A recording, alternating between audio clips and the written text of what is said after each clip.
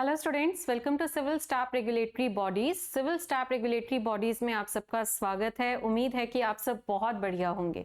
तो finally 18th and 19th नवंबर आने ही वाली है। कल ही आपका पेपर है, कईयों का कल है, कईयों का परसों है, बट फाइनली आपका आरबीआई असिस्टेंट का 2023 का पेपर होने जा रहा है और उम्मीद है कि आप सब बहुत अच्छे से तैयार होंगे कल के पेपर के लिए, जिसमें कि आपको हमने पूरा सिलेबस हमारे चैनल पे करवाया है, बिल्कुल free of cost. Free mock test हमने प्रोवाइड करवाए हैं, प्रैक्टिस सेशन हमने प्रोवाइड करवाए हैं। तो अगर आपने वो सब कुछ अच्छे से अटेंड किया है तो आपका कल या परसों जब भी आपका एग्जाम है, आपका पेपर 101% क्वालिफाई होगा, क्योंकि इस बार के पेपर में जो एक्सपेक्टेड है, जो एक्सपेक्टेड लेवल है या जो एक्सपेक्टेड चैप्टर्स है, उसी हिसाब से हमने आपको सारी तैयारी करवाई है। तो स्टूडेंट्स, अब कई स्टूडेंट्स के माइंड में ये भी है कि सिलेबस हो गया, प्रैक्टिस हो गई, मॉक हो गया, पर हम किस तरह से 35 सवालों में से 35 सवाल अटेम्प्ट करें। ये बहुत बच्चों के मन में है, एक दुविधा, एक कंफ्यूजन, एक सवाल कि हम किस तरह से 100% अटेम्प्ट करें।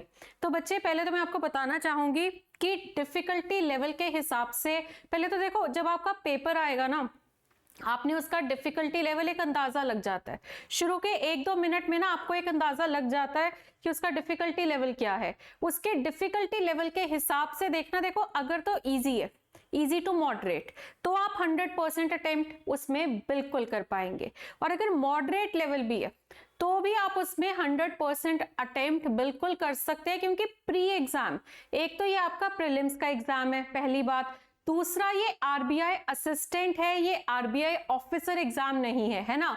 तो लेवल तो ऐसा ही रहेगा ना जो कि जस्टिफाइड हो आपके पेपर के हिसाब से।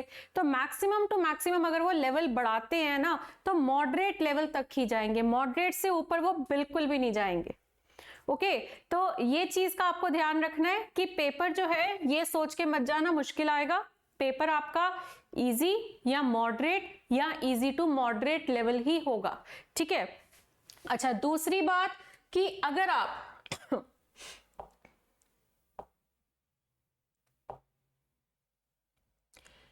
हाँ जी, दूसरी बात कि अगर आप सोच रहे हो कि क्या बाकी स्टूडेंट्स जो हैं वो 100% अटेम्प्ट करते हैं, तो बच्चे बिल्कुल करते हैं, क्योंकि आपकी जो आरबीआई असिस्टेंट की कट ऑफ है ना, आपको मैं ये बताना चाहूंगी कि आपकी जो आरबीआई असिस्टेंट की कट ऑफ है, अगर आप लास्ट ईयर की कट ऑफ को स्टडी करो, हमने कई सेशन भी लिए हैं जिसमें हमने प्रीवियस कट ऑफ को डिस्कस किया है आपके साथ, तो आरबीआई असिस्टेंट की कट ऑफ जो है वो 90+ जाती है।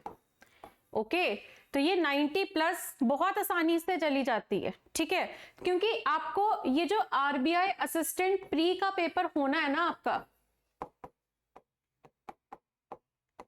इसका लेवल जो है आपके असिस्टेंट मेंस से भी कम होगा, है ना। असिस्टेंट मेंस के लेवल से तो कम ही होगा ना। फिर आपके जो ऑफिसर का एग्जाम होता है उससे भी कम होगा।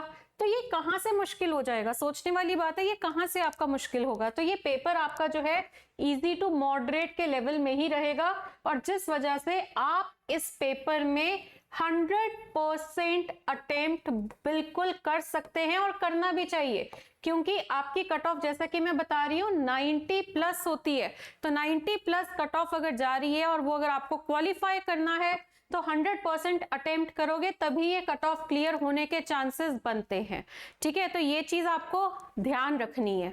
अब आपके 2 सेशंस हो चुके हैं, जिसमें कि हमने एक इंग्लिश के ऊपर बात करी कि आप इंग्लिश के 30 क्वेश्चंस में से 30 क्वेश्चन किस तरह से अटेम्प्ट कर सकते हैं। मैथ्स का सेशन हो चुका है, जिसमें आपको सर ने बताया कि 35 के 35 सवाल हम किस तरह से अटेम्प्ट करें, और आज के सेशन में मैं आपको बताऊंगी कि रीजनिंग के सवाल हम किस तरह से अटेम्प्ट करें ताकि हमारा 100% अटेम्प्ट हो जाए। तो स्टूडेंट्स, सबसे पहले तो आपको रीजनिंग के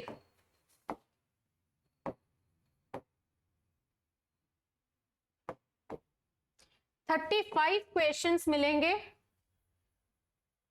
और जिसके लिए समय आपको मिलेगा 20 मिनट का। यानी आपको 35 सवाल 20 मिनट में भी करने हैं। पहले तो ये चैलेंज है कि आपका 35 क्वेश्चंस कैसे करें, कि क्या हमारा 100% अटेम्प्ट हो जाएगा। दूसरा चैलेंज ये है कि 20 मिनट के अंदर खत्म करना है। तो देखो ये जो 20 मिनट्स की ड्यूरेशन है ना, हम इसको 2 पार्ट्स में बांटते हैं, ठीक है। शुरू के फर्स्ट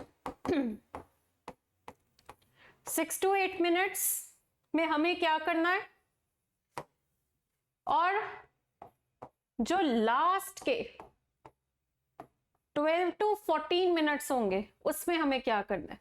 तो आपका जो 20 मिनट्स की ड्यूरेशन है वो शुरू के 6 से 8 मिनट और बाद के 12 से 14 मिनट में कन्वर्ट हो रही है, ठीक है। तो शुरू के 6 से 8 मिनट जो होंगे उसमें हम क्या करेंगे, फटाफट से ना, आप रीजनिंग का सेक्शन जैसे ही ओपन होगा, इनइक्वालिटीज, सिलोगिज्म, ब्लड रिलेशन, आपका डायरेक्शंस है ना, logical alphabets, coding decoding, ranking, ये वाले सवाल कर देना, ठीक है। तो एक तरह से आपके जो 35 क्वेश्चंस है ये भी मैं आपके डिवाइड कर देती हूँ। देखो इन 35 सवालों में आपके अराउंड जो है, देखो 15 से 20 सवाल आपके होते हैं सिटिंग और पजल के, 20 मैक्सिमम है, इससे ज्यादा नहीं। सिटिंग और पजल के सवाल होते हैं 15 से 20, ठीक है जी।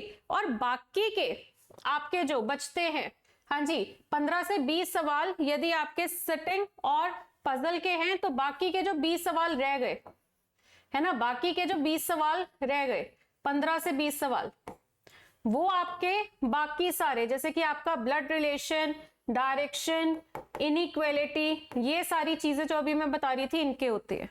तो होता पता है क्या, कि अगर आपके 15 to 20 क्वेश्चंस जो हैं वो आपके सिटिंग और पजल के हैं, आपने कभी भी सिटिंग और पजल का सवाल पहले नहीं उठाना। आपका जब रीजनिंग का सेक्शन ओपन होगा, एट ए टाइम आपके सामने एक ही सवाल होगा। अब वो एक सवाल यदि सिटिंग या पजल का हो उसको इग्नोर करो। और ऑब्वियस सी बात है, देखो सिटिंग पजल का सवाल कैसे आता है कि एक पैराग्राफ होता है और नीचे 5 सवाल उस पैराग्राफ पे बेस्ड होते हैं। तो अगर पहला सवाल आपका सिटिंग पजल का है, देखो स्क्रीन में आपको बताना चाहूंगी किस तरह से होती है, देखो, ताकि आपको लेआउट पता लग जाए और हमें किस तरह से हैंडल करना है इन चीजों को, ठीक है। तो देखो यहाँ पे आपकी जो स्क्रीन होगी उसमें इस साइड पे आपको क्वेश्चन दिखेगा, यहाँ पे आपको पूरा क्वेश्चन दिया होगा, सारे ऑप्शंस वगैरह, और इस तरफ ना यहाँ ऊपर हाईलाइटेड होगा कि आपका रीजनिंग का सेक्शन है और नीचे क्वेश्चन नंबर होता है। सपोज पहले आपका रीजनिंग ही ओपन हो रहा है तो ऐसे 1 2 3 4 5 आप यहाँ पे किसी भी क्वेश्चन नंबर पे क्लिक करके किसी भी क्वेश्चन पे जंप कर सकते हैं। तो ऐसे करके 6 7 8 9 10 करते करते लास्ट में आपका 31 32 33 34 और 35। अब पहला सवाल जो आपके सामने आया यदि सिटिंग का है तो ऑटोमेटिकली ये 5 सवाल उसी पे बेस्ड होंगे, आपने उसको छोड़ के सीधा इस पे क्लिक करना है। अगर ये भी सिटिंग है तो फिर आप 11वें पे क्लिक करो।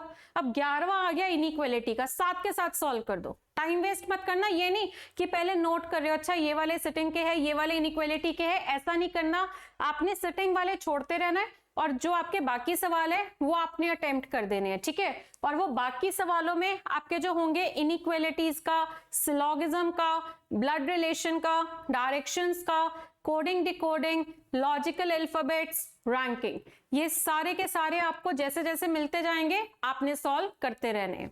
तो आपका सपोज 11वां इनइक्वालिटी का है, 5 सवाल इनइक्वालिटी के, फिर 16 सिलोगिज्म है, साथ साथ कर दो, सिटिंग पजल छोड़ते रहना, ठीक है। और ऐसा करते करते पता है क्या होगा कि आपके ना अराउंड 15 से 20 सवाल अटेम्प्ट हो जाएंगे। 15 से 20 सवाल आपके अटेम्प्ट हो जाएंगे सिर्फ 6 से 8 मिनट में, ठीक है जी। तो ये चीज जब कर लोगे ना, अब यहाँ पे ना ग्रीन कलर हो जाता है, जैसे कि आपने ये सॉल्व किए 11 12 13 14 15, तो ये वाले जो है ना ये ग्रीन कलर के हो जाएंगे। ठीक है, अब मुझे डायरेक्ट 31 पे आना है, मेरा 15th क्वेश्चन ओपन है, मैं सीधा 31 के ऊपर क्लिक कर दूंगी, मेरा कर्सर जो है सीधा 31 पे क्लिक करूंगी तो डायरेक्टली मेरा 31 ओपन हो जाएगा। तो आप इस तरह से क्वेश्चन में जंप कर सकते हैं। जो फर्स्ट टाइम पेपर दे रहे हैं वो आधा टाइम तो उनका इस वजह से वेस्ट हो जाता है कि उनको पेपर करना ही नहीं आ रहा होता, मतलब उनको कंसेप्ट आता है, रीजनिंग आती है, सॉल्व करना आता है, तैयारी अच्छे से कर रखी है, पर वो सॉफ्टवेयर नहीं हैंडल कर पा रहे। ठीक है, तो इसीलिए आपने क्या करना है कि यहाँ पे आपको जो क्वेश्चन करना है जंप करो उस पे और सॉल्व करो। ठीक है, तो आपने जब सॉल्व कर लिया, अब आपने फर्स्ट ऑनवर्ड्स तो एक बार शुरू हुए, सिटिंग के सवाल दिखा, 5 छोड़ के अगले पे आए, छोड़ते छोड़ते करते करते जब आपके 35 तक आ जाओगे ना, फिर आपको याद भी होगा कि पहला वाला पजल का था, बीच में जो छोड़ा था वो सिटिंग का था, देखा तो था ही आपने, तो एक आइडिया होता है। तो फिर आपको देखो, अब कईयों को सिटिंग जो है लगता है कि मेरी सिटिंग का अरेंजमेंट का सवाल जो है वो जल्दी हो जाएगा, कईयों को लगता है मेरी फ्लोर की पजल जल्दी हो जाएगी। तो हर किसी की अपनी अपनी कैपेबिलिटीज है। जैसे कि मैक्सिमम स्टूडेंट्स को लगता है कि जो फ्लोर की पजल है ना वो सिटिंग अरेंजमेंट से जल्दी सॉल्व होती है। तो मान लो पहला सवाल आपका फ्लोर का था, फिर आपने ये फ्लोर वाले सवाल कर देने हैं। ठीक है, फिर जो आपके बीच में रह गए ना सिटिंग और पजल के, वो आप सॉल्व कर देना। तो इस तरह से 20 मिनट के अंदर आप अपना सारा पेपर जो है, मतलब रीजनिंग के 35 सवाल जो है वो सॉल्व कर सकते हैं। तो एक बार मैं आपको expected topics with number of questions बताना चाहूंगी। देखो, जो आपने फर्स्ट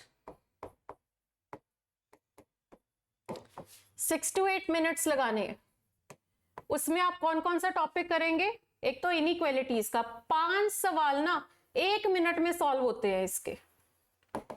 ठीक है, उसके बाद आपका ब्लड रिलेशन, एक डायग्राम बनाओगे और उस डायग्राम से आपके 3 सवाल सॉल्व हो जाएंगे। ठीक है, उसके बाद आपका डायरेक्शंस, उसके बाद आपका कोडिंग डिकोडिंग,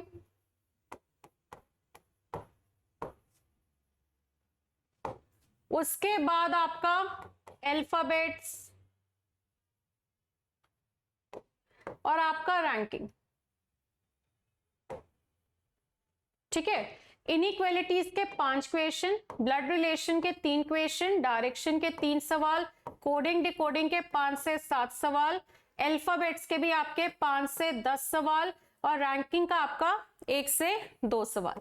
अब आप कहोगे कि मैम ये तो 15 क्वेश्चन से ज्यादा बन गया है ना, वो मैं आपको बताती हूँ। आपका पेपर जो है अलग अलग शिफ्ट्स में होगा, एक ही पेपर नहीं है ना, किसी का सुबह के शिफ्ट है, किसी की दोपहर की शिफ्ट है, किसी की मिड की शिफ्ट है। अलग अलग शिफ्ट में क्या होता है कि जैसे कि एक शिफ्ट में कोडिंग डिकोडिंग आ रहा है तो दूसरी शिफ्ट में कोडिंग डिकोडिंग की जगह इनइक्वालिटीज डाल दिया, है ना। अब आपका किस शिफ्ट में बारी आती है वो तो एक पूरा, मतलब एक तरह से आपकी किस्मत है कि आपका जिस शिफ्ट में पेपर आ रहा है उस शिफ्ट में कौन से टॉपिक आ रहे हैं। तो अगर मैं सारी शिफ्ट्स में लाऊं तो ये सारे टॉपिक आएंगे, आपका पूरा सिलेबस आएगा। तो इंपॉर्टेंट चैप्टर वाले सिस्टम में मत चलना कि ये इंपॉर्टेंट है, हो सकता है कि सिलोगिज्म इंपॉर्टेंट है पर हो सकता है वो आपकी शिफ्ट में नहीं आ रहा, तो उस इंपॉर्टेंट का क्या कर लोगे, है ना। तो आपने इस तरह से एक सिलोगिज्म, मैंने यहां नहीं लिखा, सिलोगिज्म भी लिख देते हैं, सिलोगिज्म के 5 सवाल। ठीक है, तो मतलब अल्फाबेट के आएंगे तो 5 से 10 तो आएंगे, नहीं आएंगे तो नहीं आएंगे। ठीक है, अब वो आपकी शिफ्ट में नहीं आ रहा तो किसी और की शिफ्ट में आ रहा होगा। ठीक है, तो सिलेबस के साथ कॉम्प्रोमाइज नहीं करना आपने। अब इनमें से 15 सवाल, 15 या 20 सवाल आपके होंगे जो कि आप 6 से 8 मिनट में बहुत आराम से कर लोगे। ठीक है, उसके बाद बाकी के जो आपके, हाँ जी, 12 to 14 मिनट्स है, ठीक है, वो आपका है पजल्स और सिटिंग का।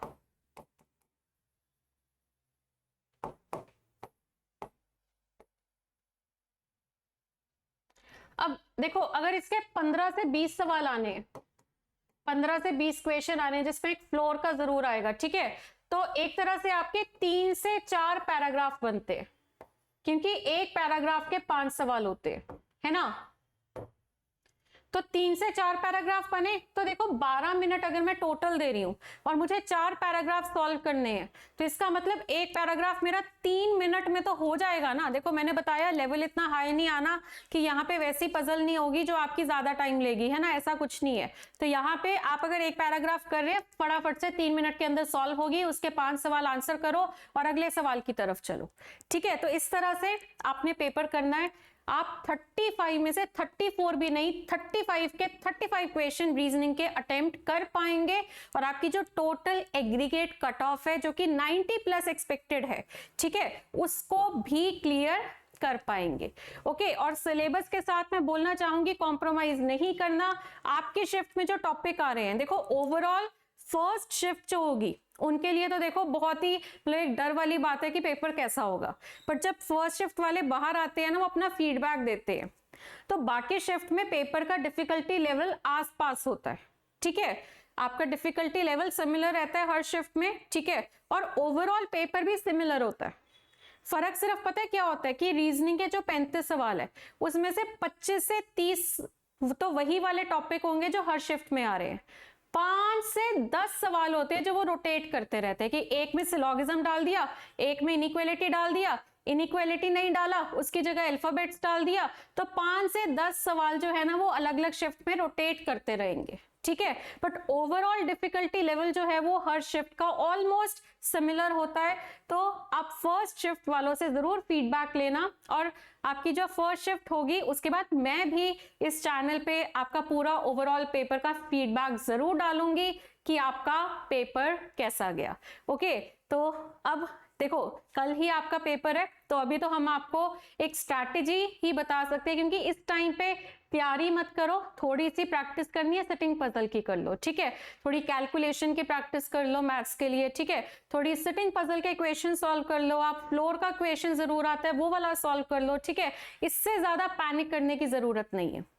तो अच्छे से रात को सोइए और सुबह अपना पेपर जो है वो देखकर आइए, और फिर कल हम आपको बताएंगे कि आपका इस बार का पेपर कैसा है और किस तरह की कट ऑफ एक्सपेक्टेड है। So all the very best to all the RBI assistant aspirants जो कि पेपर देने जाएंगे कल या परसों।